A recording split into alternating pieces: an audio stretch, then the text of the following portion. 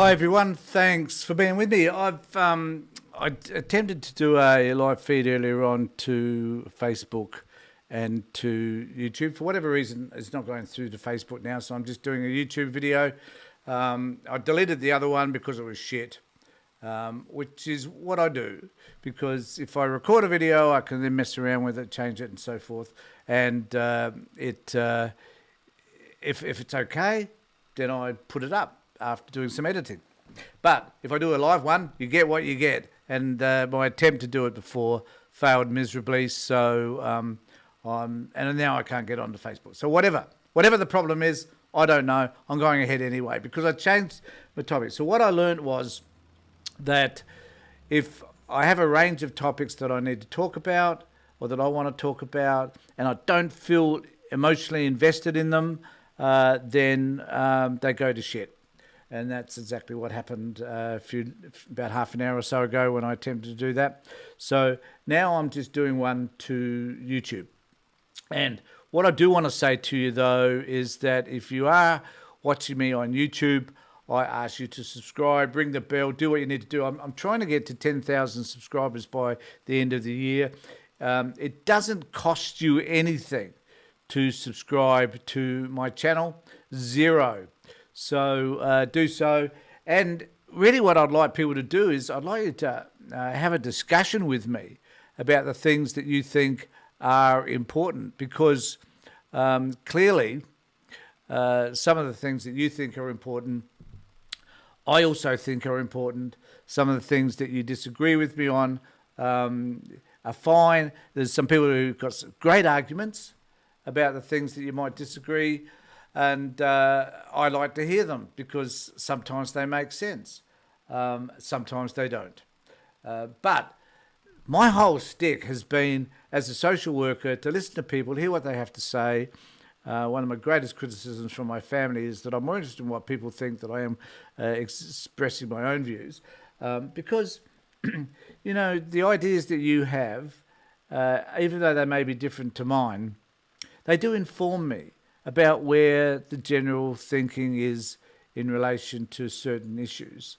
And I am more interested in why people think the way that they think than I am interested in anything else. So what makes you think the way that you do? Why would you support Trump, for example? What is there about this man that you admire so much that you would want to give up everything for him? What is there about him that entices you to believe that this man can offer you something that no other person on this planet can offer you? Because, as I've said many times before, I just think the man's a moron. But the question I'm asking today in this particular feed is, do you think that a person like Trump could possibly survive on the Australian political scene?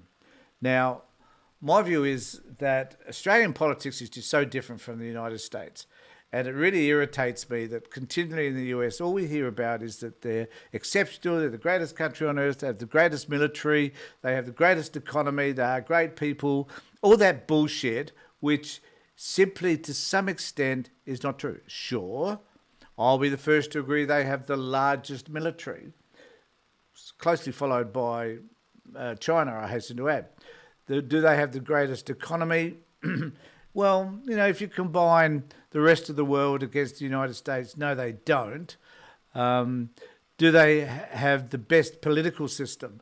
No, you don't have the best political system by any means. The fact that you keep referring to it as the democratic experiment makes me think that it is only an experiment. And to what extent has that experiment failed, given that this system that you have, through the Electoral College in particular, which is crazy, has allowed you to elect someone like Donald Trump?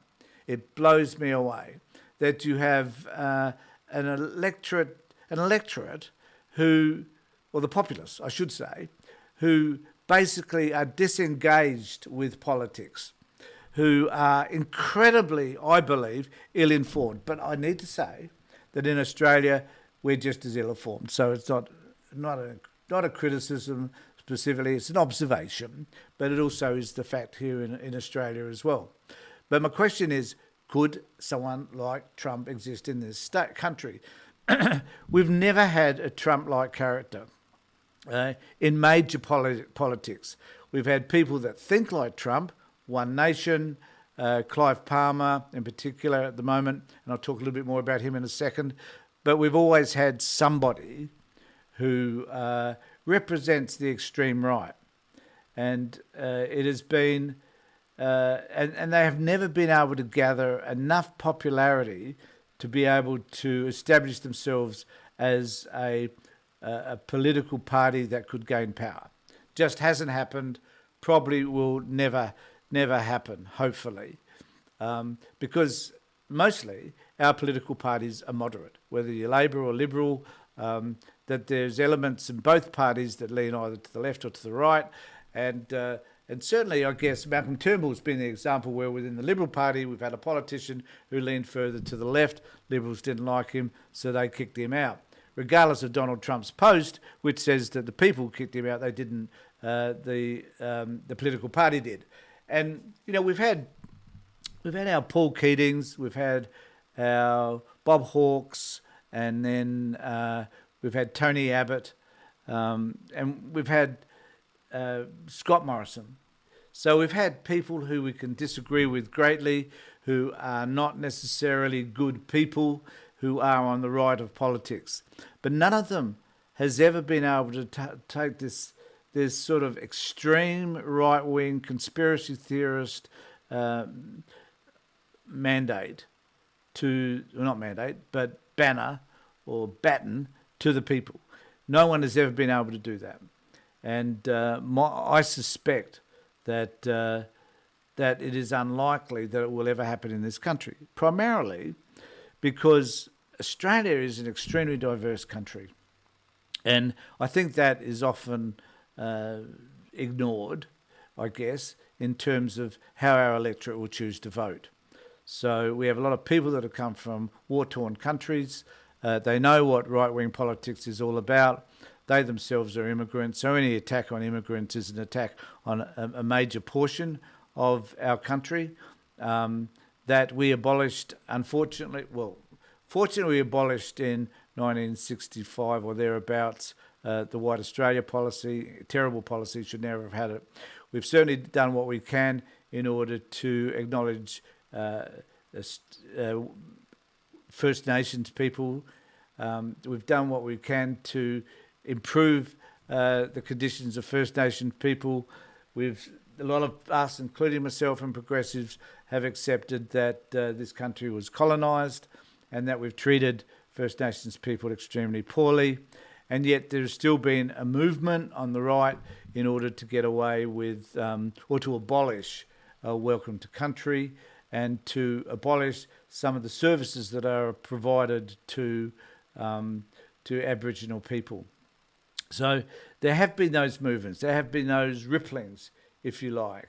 But in Australia, it is unlikely that you would have anybody who would, in a major party, who would challenge that stuff. We've got certainly Pauline Hanson, and we've got some others in her party and some right-wingers who have managed to inculcate their way into the Senate. But we haven't got anybody standing up necessarily for those issues that sit on the right until we've got Clive Palmer. Now, the DEI issue in Australia is a dead issue. It just doesn't wash, even though we've got the Liberal Party talking about doing away with Welcome to Country. Don't know why that is. And that banner has particularly been held by Sky News, who keep floating that around all the time. But, you know, and do we want this strong person like Trump, this person who expresses a version of maleness that should, in terms, resonate with the Aussie male, which is, you know, the sun-tanned Aussie who spends a lot of time at the beach surfing? Not necessarily the case, but anyway, down at the pub drinking and getting pissed. But no, we're not interested in that. We're interested in politics. We're interested in policies in particular. We're interested in what a government's going to do to help us to have a better life, not doing the things that Trump does, which have no indication whatsoever that he plans on improving anything for anybody apart from himself. Now, when an Australian, and just inform me if I'm wrong, provide an opinion on this if you would. If someone in Australia spent their time gathering or having that position so they could develop their own wealth and their own fortune, that person in Australia would last 5 seconds, because Australians would not tolerate someone who's just interested in their own wealth. And would we ever have an Elon Musk type figure? No, we wouldn't, because our system would not allow it to start with. So in this country, we would say no to Trump, would say no to Trumpism. But does that mean that Trumpism doesn't have an influence? Well, as I said in a post thing earlier, or sometime last week, there has been an indication that to some extent there's a percentage of Australians who think Trumpism is fine. The reality is it would not survive here. It would drown, it would diminish, it would be washed out, it would be irrelevant at the end of the day. But there are still people that support that notion, and particularly quite a few people on the right, and a lot of people who are particularly conspiracy theorists or that orientated in that direction, I guess. But we would not tolerate it. So we have, though, got Clive Palmer. Now, this is interesting because Clive is endeavouring to do the Trump thing and sees himself as a Trump figure. He's a billionaire. He's got lots of cash, obviously, or lots of money. I don't know if it's necessarily cash, but he's got lots of money to splash around, and he's prepared to do that himself. The difference between Clive Palmer and Trump is that Trump doesn't splash around money himself. He doesn't use his own money. He cons other people to use theirs, such as Elon Musk and all the oligarchs that are in the US now, Bezos and others. So this is what Trump does. Clive Palmer doesn't do that. He uses his own money. He spent something like, the last election, $150 million, and he got one person into the Senate. Big deal. But he is determined to make a splash. And some of the things that he does, which we're going to just look at here, because there's this, he did an ad in the